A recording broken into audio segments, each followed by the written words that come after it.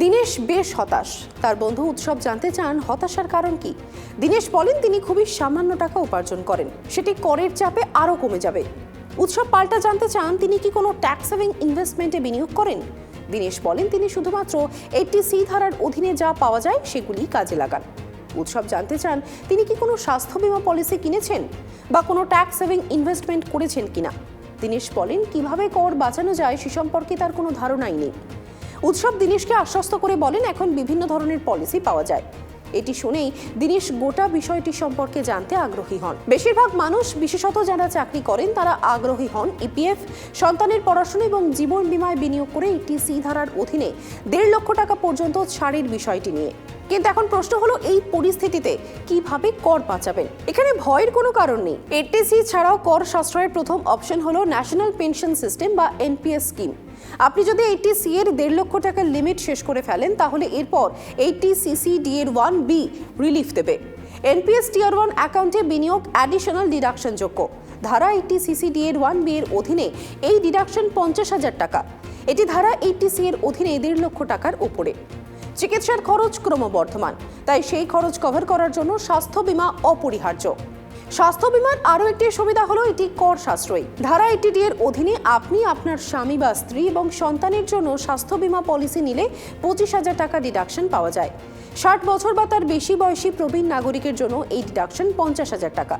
আপনি যদি নিজের এবং আপনার প্রবীণ বাবা মার জন্য স্বাস্থ্য বীমা কিনে থাকেন তাহলে 75,000 টাকা ডিডাকশন পাওয়া যায়। আয়কর আইনে ধারা 24 এর অধীনে বাড়ি কেনা বা নির্মাণের জন্য হোম লোন নিলে তার উপর কর ছাড় পাওয়া যায়। সেলফ অকুপাইড প্রপার্টির ক্ষেত্রে হোম লোনের সুদের উপর 2 লক্ষ টাকা পর্যন্ত ডিডাকশন পাওয়া যায়। অন্যদিকে যদি লোন দিয়ে কেনা বাড়িটি লেট আউট করা হয় তাহলে আপনি পুরো সুদের পরিমাণের উপর একটি ডিডাকশন ক্লেম করতে পারবেন। হোম লোনের প্রিন্সিপাল রিপেমেন্টের ক্ষেত্রে এই ডিডাকশন ধারা 80C এর অধীনে পাওয়া যায়। आप प्री कंस्ट्रक्शन इंटरेस्ट की छूट क्लेम कर सकते हैं, लेकिन ये छूट उस वर्ष में मिलेगी जिस वर्ष में घर बनकर तैयार हो जाएगा। साथ साथ आपको ये भी ध्यान रखना पड़ेगा कि ये छूट आपको 5 भागों में मिलेगी, 20% कर 5 सालों तक। उदाहरण के तौर पर अगर आपका प्री कंस्ट्रक्शन ब्याज 1 लाख रुपए का है तो आपको 20 हजार रुपए 5 सालों में लगातार मिलेंगे, उस साल से जिस साल में आपका घर बनकर तैयार हो गया। উচ্চশিক্ষার মাধ্যমে ক্যারিয়ার গড়া এবং এর জন্য ঋণ নেওয়া আজকাল সাধারণ বিষয়। যে সমস্ত পড়ুয়া তাদের পড়াশোনার জন্য এডুকেশন লোন নিয়েছেন তারা ধারা 80E এর অধীনে লোনের সুদের ওপর কর ছাড় পেতে পারেন। এই সুবিধাটি সন্তান ক্লেম করতে পারে বা বাবা মা যারা লোন পরিশোধ করছেন তারা ছাড় দাবি করতে পারেন। যে বছর থেকে এডুকেশন লোন পরিশোধ করা শুরু হবে সেই বছর থেকে ডিডাকশন ক্লেম করা যেতে পারে। আপনি যত বছর ধরে লোন পরিশোধ করবেন তত বছরের জন্য ডিডাকশন ক্লেম করতে পারেন। তবে ডিডাকশনের সুবিধা শুধুমাত্র সর্বাধিক 7 বছরের জন্য নেওয়া যেতে পারে। ধরুন আপনি যদি 10 বছরের জন্য এডুকেশন লোন পরিশোধ করবেন তাহলে আপনি শুধুমাত্র 7 বছরের জন্য ডিডাকশনের সুবিধা পেতে পারবেন। সুদ প্রদানের জন্য ক্লেমিং ডিডাকশনের কোনো লিমিট নেই। ऐसी सभी डोनेशन जो नेशनल इम्पोर्टेंस की हैं और सेंट्रल गवर्नमेंट ने नोटिफाई कर रखी हैं इस पर्पस के लिए, उन सभी डोनेशंस पर 100% की छूट मिलेगी। लेकिन ऐसी डोनेशन जो आपने किसी मंदिर, गुरुद्वारे, ट्रस्ट, धर्मशाला या किसी एनजीओ को दी हैं जो नेशनल इम्पोर्टेंस के मैटर नहीं हैं, ऐसी सभी डोनेशंस पर आपको 50% का डिडक्शन मिलेगा। साथ ही साथ आपको ये भी ध्यान रखना पड़ेगा कि कुछ डोनेशंस ऐसी हैं जहां पर मैक्सिमम सीमा 10% of adjusted GTI gross total income से ज्यादा नहीं हो सकती। अगर आपने धारा 80G में डोनेशन किया है तो आप ध्यान रखें कि वह ट्रस्ट या संस्था धारा 80G में रजिस्टर्ड होनी चाहिए। ऐसे में उससे इसके प्रमाण पत्र की कॉपी जरूर लें और चेक करें जिस दिन आप डोनेशन कर रहे हैं उस दिन वो प्रमाण पत्र अलाइव होना चाहिए, जिंदा होना चाहिए, फोर्स में होना चाहिए। इसके अलावा ध्यान रखें 2000 रुपए से ज्यादा का डोनेशन कैश में ना करें, डोनेशन काइंड में ना करें, डोनेशन की पर्ची जरूर लें, पर्ची पर प्रमाण पत्र रजिस्ट्रेशन नंबर लिखा होना अनिवार्य है। इसके अलावा ध्यान रखें कि यह संस्था आपको एक सर्टिफिकेट देगी जिसके जरिए form number 26 AS annual information statement में आपकी डोनेशन की राशि दिखेगी। আপনার কাজের উন্নতির পাশাপাশি চ্যারিটিও ট্যাক্স বাঁচায়।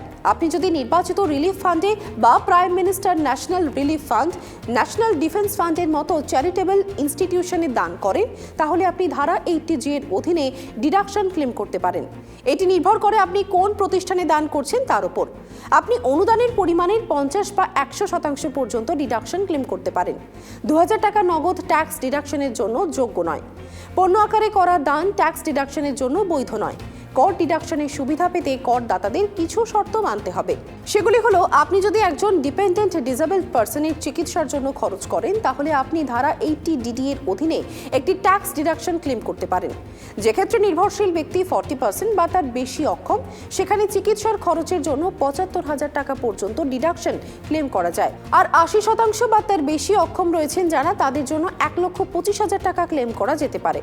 Autism, cerebral পলসি, blindness, low vision এবং শুনতে না পারার মতো অক্ষমতা কভার করা হয়। এই ক্লেমের জন্য মেডিকেল অথরিটির কাছ থেকে একটি ডিসএবিলিটি সার্টিফিকেট প্রয়োজন। ধরা যাক আপনি বা আপনার পরিবারের কেউ cancer, dementia, Parkinson's, motor neuron রোগের মতো গুরুতর অসুস্থতায় ভুগছেন। এর জন্য প্রচুর টাকা খরচ হয়, তাহলে ধারা 80DDB এর অধীনে কর রিলিফ ক্লেম করা যেতে পারে। 60 বছরের কম বয়সী ব্যক্তিদের জন্য ডিডাকশনের লিমিট 40,000 টাকা। প্রবীণ নাগরিকদের জন্য ডিডাকশন পাওয়া যায় 1 লক্ষ টাকা পর্যন্ত। ভাড়ায় বসবাসকারী বেতনভোগী কর্মচারীরা বাড়ি ভাড়া ভাতা অর্থাৎ HR এর উপর ট্যাক্স রিলিফ ক্লেম করতে পারেন। এক্ষেত্রে HR কোম্পানি থেকে পেতে হবে এবং ভাড়া বাড়িটি তাদের মালিকানাধীন হওয়া চলবে না। HR ক্লেম করার জন্য কিছু শর্ত আছে। প্রথম, HR হিসেবে প্রাপ্ত প্রকৃত পরিমাণ। দ্বিতীয়, মেট্রো শহরে মূল বেতনের 50% প্লাস DA এবং নন মেট্রো শহরগুলিতে মূল বেতনের 40% প্লাস DA। আর তৃতীয়, বার্ষিক মূল বেতন এবং DA থেকে বার্ষিক ভাড়ার 10% কেটে নেওয়ার পরে অবশিষ্ট পরিমাণ। ডিডাকশনের এই 3টি পরিমাণের মধ্যে সর্বনিম্নটি বেছে নেওয়া হয়। আয়কর আইনের ধারা 80GG এর অধীনে অসংগঠিত ক্ষেত্রে নিযুক্ত ব্যক্তিরা, যেমন ছোট সংস্থাগুলি বা যারা সেলফ এমপ্লয়মেন্টের কারণে HR পান না, তারা এক অর্থবর্ষে ভাড়ার জন্য সর্বোচ্চ 60,000 টাকা পর্যন্ত ডিডাকশন ক্লেম দাবি করতে পারেন। দিনেশের মতো যদি আপনারও 80C লিমিট ফুরিয়ে যায়, তাহলে আপনি আপনার ট্যাক্স লায়াবিলিটি কমাতে পারেন। এইসব ডিডাকশনের সুবিধা গ্রহণ করে টাকা বাঁচাতে পারেন। শুধুমাত্র করদাতারা, বিশেষত যারা পুরনো কর ব্যবস্থা বেছে নিচ্ছেন, তারাই এই ডিডাকশনের সুবিধা পেতে পারেন। আপনি এখন থেকে নতুন অর্থবর্ষ 2024-25 জন্য আপনার ট্যাক্স প্ল্যানিংয়ে এগুলি অন্তর্ভুক্ত করতেই পারেন।